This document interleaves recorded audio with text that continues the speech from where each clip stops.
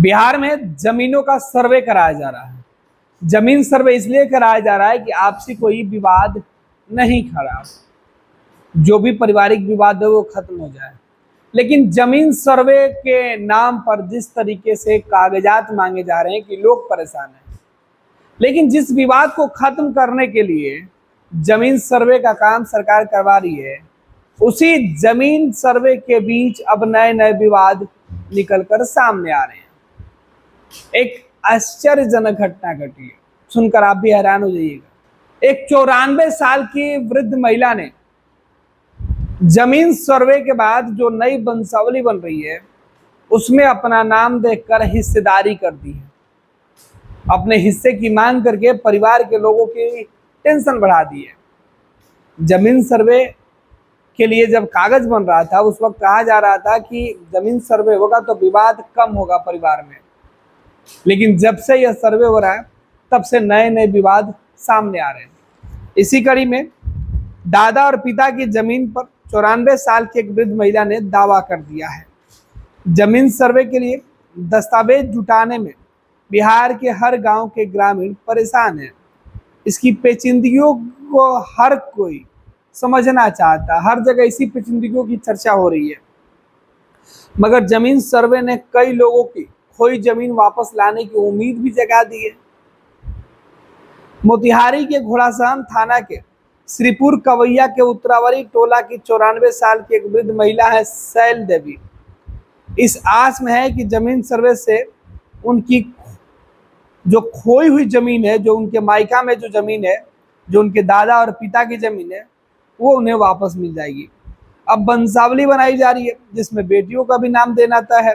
वंशावली बनाने के समय शैल देवी उनके दादा और पिता का नाम देना मजबूरी हो गया है। इस लिहाज से अपने पिता और दादा की जमीन पर उनका दावा पुख्ता हो गया है। शैल देवी के पोते संजय कुमार सिंह के अनुसार शैल देवी अपने पिता स्वर्गीय राम इकबाल सिंह की इकलौती बेटी हैं। स्वर्गीय इकबाल सिंह भी अपने पिता ब्रह्मदेव सिंह के इकलौते बेटे थे। इस लिहाज से दादा और पिता की संपत्ति पर शैल देवी का भी हिस्सा है। संपत्ति दादा के नाम पर है। पारिवारिक जमीन में उनके दादा ब्रह्मदेव सिंह के हिस्सा लगभग 13 एकड़ जमीन थी। इससे वर्ष 2015 में लगभग 2.5 एकड़ जमीन की बिक्री भी शैल देवी ने की है। अब संजय कुमार के अनुसार बाद में कोरोना के समय दादी मायके आना जाना कम कर दी तो फिर दूसरे लोगों ने जमीन पर कब्जा कर लिया, और अब जब नई वंशावली बनाने की प्रक्रिया शुरू हुई तब शैल देवी जैसे कई लोग पूरे प्रदेश में ऐसे निकलकर सामने आए हैं जो जमीन पर अपने हक की बात करके परेशानी बढ़ा रहे हैं। हालांकि कई लोगों को राहत भी मिल रही है कि उनका खोया हुआ उन्हें उनका हक मिल रहा है, उनको उनका हिस्सा मिल रहा है। दूसरे तरफ जो लोग दखल कब्जा में रखे हैं उनकी मुसीबत बढ़ गई है।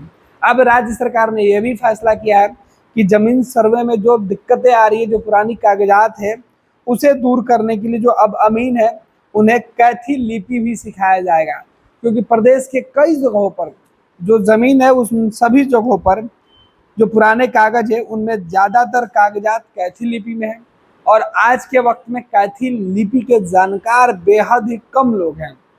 ऐसे में अब राज्य सरकार की कोशिश है कि जो अमीन जमीन की नापी करने जाएंगे सर्वे के दौरान, उन लोगों को ही जमीन के कागज पढ़ने के लिए ट्रेन किया जाए, तो लिहाजा उनको कैथी लिपि सिखाने की बात चल रही है।